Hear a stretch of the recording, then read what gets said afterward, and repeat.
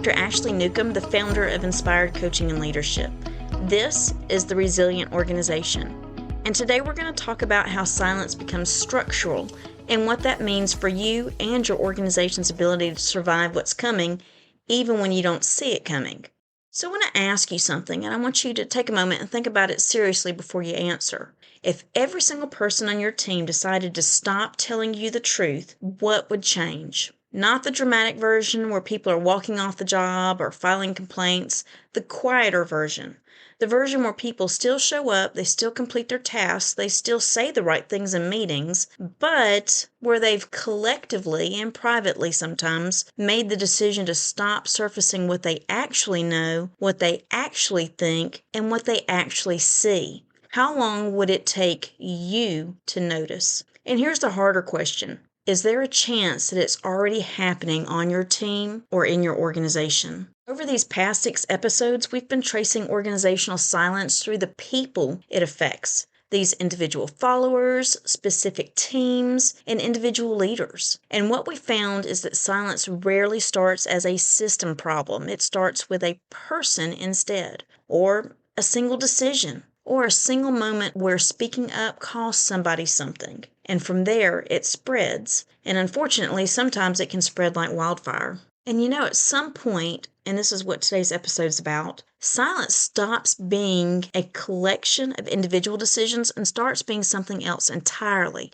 It becomes structural. It gets embedded in how the organization operates, in its policies, in its processes, its reward system, its unwritten rules. It becomes the very fabric of organizational culture and climate. And when that happens, it doesn't matter how good your individual leaders are or how much your followers want to contribute, the system itself is teaching silence. And no amount of individual effort can fully overcome a system that's working against you.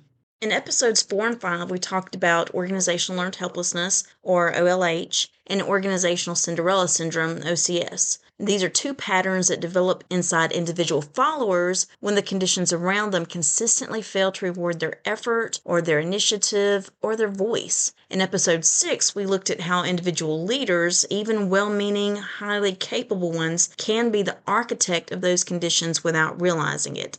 Today, I want to widen that frame because while individual leaders and individual followers are where these patterns begin, they are not always where these patterns live or where they end up. In mature organizational silence, the kind that persists across leadership changes, across reorganizations, across well-intentioned cultural initiatives, the silence has found a home in the structure and the very fabric itself. So think about that for a moment. The truth is that you can replace a leader, you can train a team, you can retrain a team.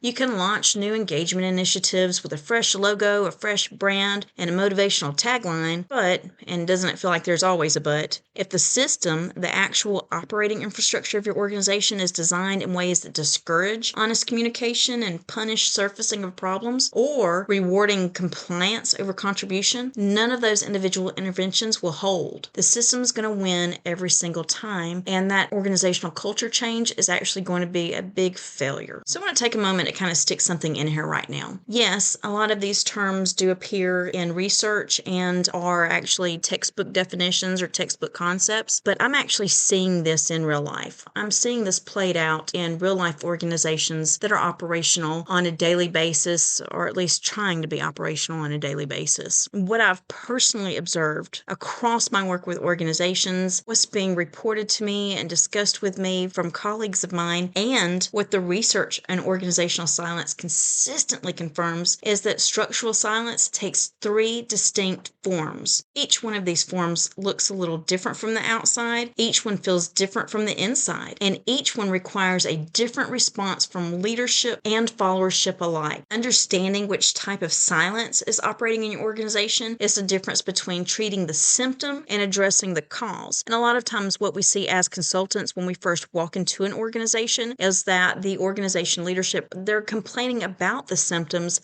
and they don't realize that the symptom is not the actual problem. So today we're going to look at these 3 types of silence. The first one I call the give up silence. The second one I call the cover your back silence. And the third I call the protective silence. Now, those aren't the exact names that organizational behavior research uses, but sometimes I like to use real-world terminology to get in there and rip off the sugarcoating and really call a spade a spade. Now, let me walk you through each one of these. But before I really get into these types, I want to make sure that I reinforce something very important here. These are not just casual observations that I've made. This is a framework that I've developed through my research and my work inside of organizations. And I want you to hear it as that, because once you have this framework, you'll start seeing these patterns everywhere. And more importantly, you'll be able to name what you're seeing, which is always the first step toward doing something about it. Type 1 we're going to call the give-up silence. You'll see it in research as acquiescent silence, but let's be honest, who wants to hear a Southern drawl talking about acquiescence all day? So the give-up silence is exactly that. This is the type of silence of people who have stopped believing that speaking up will change anything at all. Not because they were told to be quiet, not because they're afraid of what will happen if they speak, but because they've tried, and they've tried, and they've tried again, and the system consistently failed to respond. So they just stopped trying, or they gave up. You met the silence before in the season with Elena. She raised concerns repeatedly until the pattern of non-response taught her that raising them was effort with no return. At the individual level, this is organizational learned helplessness, OLH. But when it becomes structural, when it becomes a part of the organizational culture or policies or processes, when it's not just one Elena or one team, but it's widespread organizational pattern, it means that the system itself has been consistently unresponsive for long enough that the give-up silence has become the default setting. New employees absorb it from the culture before they've even had a chance to try, because these long-tenured employees model it without even realizing that they're teaching it. The structural hallmarks of the give-up silence include ideas that stop being submitted to suggestion systems that nobody acts on. There are employee surveys with declining completion rates because people learn that the results don't produce change, and meeting cultures where questions are asked and never answered. If your organization has any of these, give-up silence may already be structural for you. Our second type of organizational silence is the cover your back silence, which is also called by researchers defensive silence. This is a silence of people who are actively protecting themselves or covering their backs. They're not quiet because they've given up. They're quiet because experience has taught them that the wrong information surfaced at the wrong moment to the wrong person is a weapon that can be used against them. They've learned that being vulnerable inside an organizational setting doesn't pay off and in fact does more damage than good. Let me give you a quick picture of what this looks like in practice. Imagine mid-level manager, let's call her Tammy, who notices a significant error in a project that's a personal priority of one of her senior executives. Tammy knows the error is going to cost the organization big. She has the data to prove it, but she also knows what happened the last time someone brought this particular executive unwelcome news about one of his pet projects. That person was publicly dismissed in a leadership meeting. Their concerns were called disloyal. Their career trajectory in that organization quietly stalled. They were blacklisted. So Teresa made a calculation. She documented the errors privately. She protected herself by creating a paper trail that shows she knew, and then she stayed quiet because in her organization, the cost of speaking has demonstrated clearly enough that silence is the rational choice. Cover your back silence is the most dangerous of these three levels, and I want you to hear why. You see, give up silence means your organization loses voice and initiative. That is costly, but the cover your back silence means your organization is actively losing critical information that people possess and are deliberately withholding. Problems get hidden. Errors get buried. Risks get managed privately rather than surfaced organizationally. And the only time you find out about them is when they've grown large enough that they can't be hidden anymore, which is usually long past the point where they could have been addressed at a fraction of the cost, the time, the effort, the energy, and the emotional drain to your staff. The hallmarks of cover your back silence are a history of visible retaliation against people who surface problems, a leadership culture where certain topics are tactically off limits, significant gaps between what people say in meetings and what they say in parking lots, and a pattern where bad news only reaches leadership after it becomes a crisis.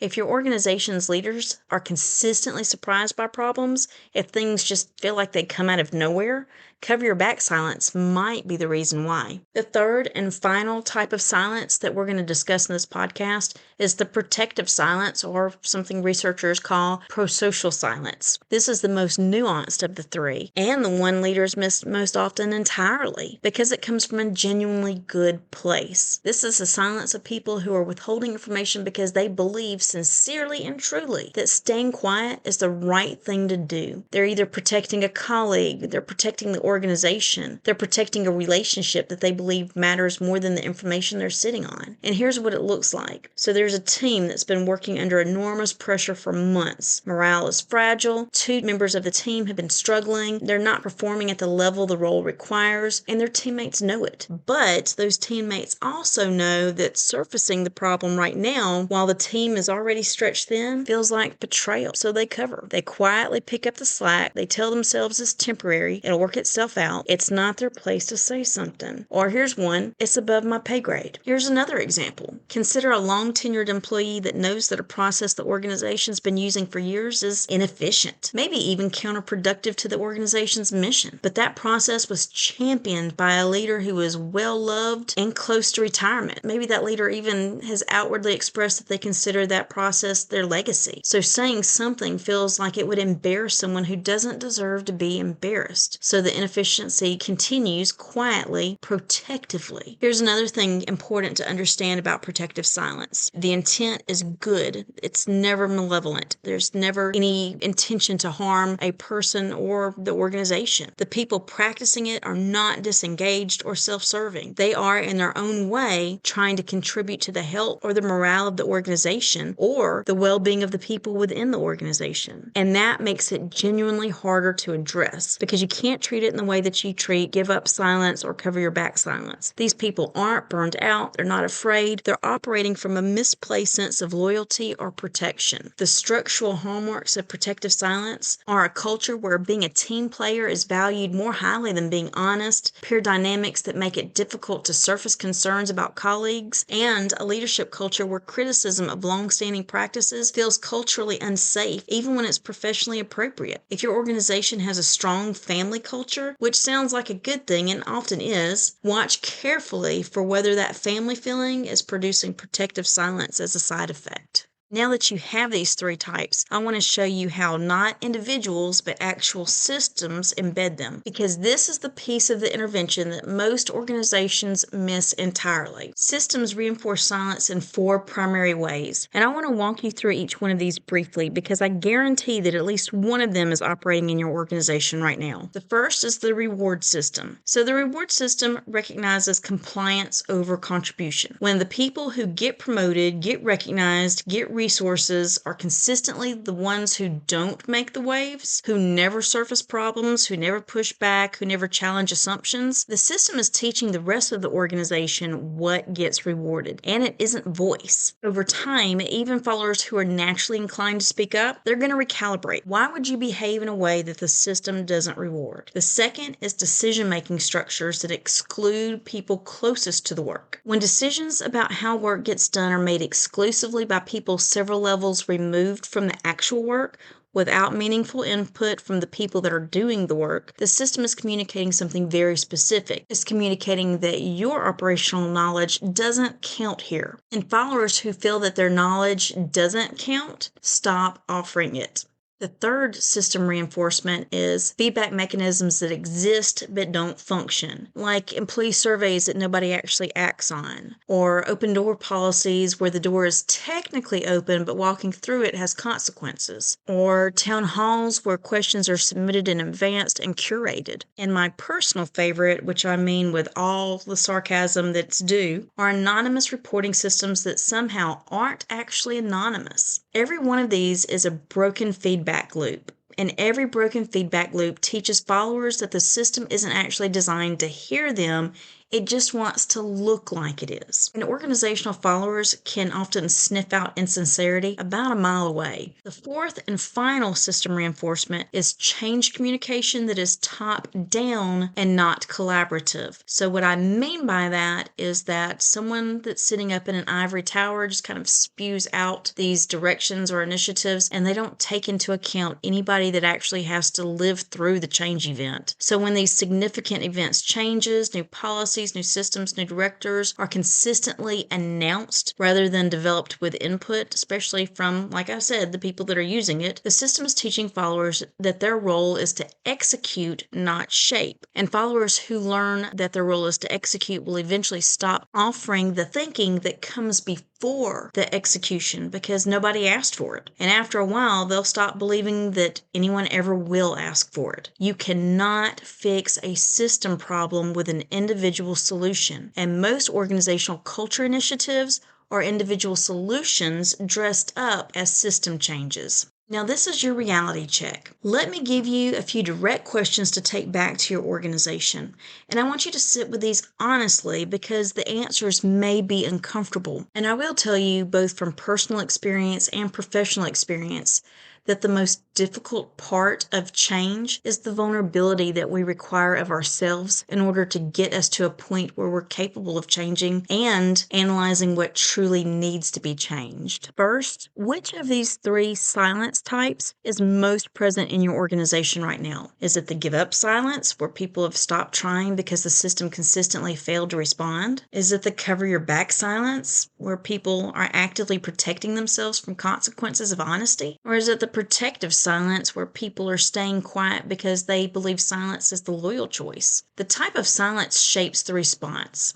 If you don't know which type you're dealing with, any intervention that you launch is essentially a guess. Second, look at your organization's formal feedback mechanisms, your surveys, your open door policies, your reporting systems, your town halls. When was the last time one of those mechanisms produced information that genuinely surprised leadership? So when I say genuinely surprised leadership, what I mean is that people stopped coming to give you a heads up. So when a problem actually does surface, everyone's shocked because the early warning indicators failed to serve your organization. When is the last time one of your formal feedback mechanisms led to a visible change? If you're struggling to answer any of those questions, if your feedback mechanisms feel more like a performance than a function, you and your followers know it, and they've adjusted their behavior accordingly. Third, think about the last significant change your organization implemented. How was it communicated? Were the people most affected by it involved with shaping it, or were they just informed of it? Because there's a profound difference between those two things, and your followers feel that difference every single time. Finally, and this is the hardest one,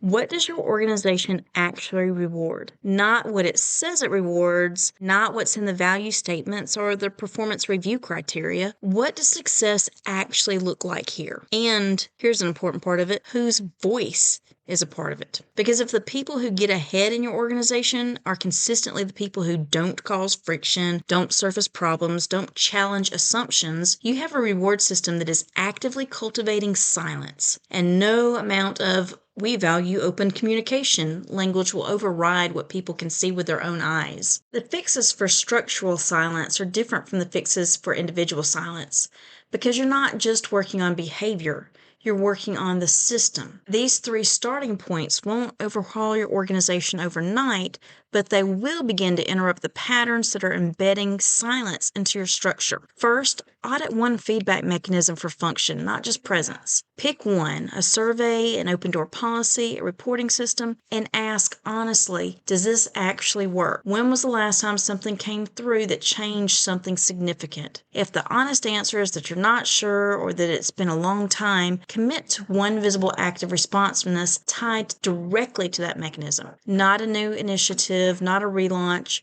but one specific visible response to something that was already raised.